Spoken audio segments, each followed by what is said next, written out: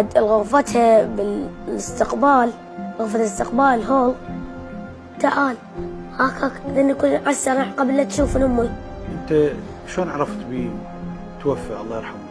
نفس ماكو، عيونه صار بيض. قلت له ماما ترى مات. قالت لا كذاب ده يمثل تضرب بيه. قال يلا قوم ده تمثل. أنا بهاي أثناء كان على رجلي، كان يمي مي دا صحي. أذب عليه ماي، ما أعرف شو أسوي، تخبرت يعني بس أريد أصحيه، أريد يقوم شلون ما أعرف. وش صار؟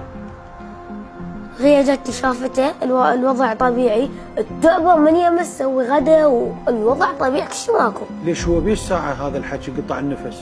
قطع نفس الساعة ب11 وبثلاثة يلا خبرت أبوك؟ ل3 تحرق القلب بس سوي غدا والوضع طبيعي والجهال دا يلعبون وكل شيء ماكو.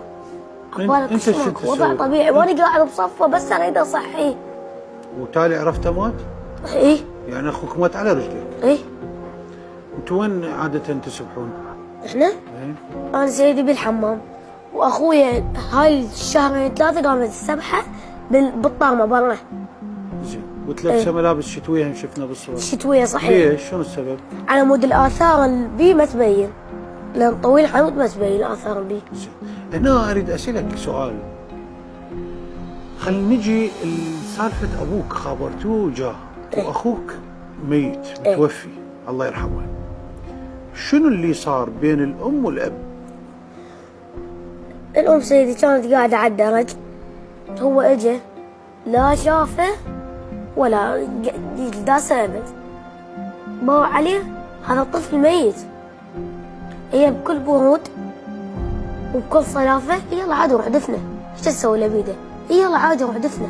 وجاء شاف ابنه الدود ياكل بيه، ايش سوى؟ ما سوى شيء، كل برود يمثل حقك بروحه وعداني دابكي عليه ودمعه ماكو، والله دمعه ماكو، والله وجنة. شنو هذا اخوك؟ شو يعني الام تقتل بيه والاب هيك؟ يعني شنو السبب؟ السبب سيدي على شغلات بسيطة يعني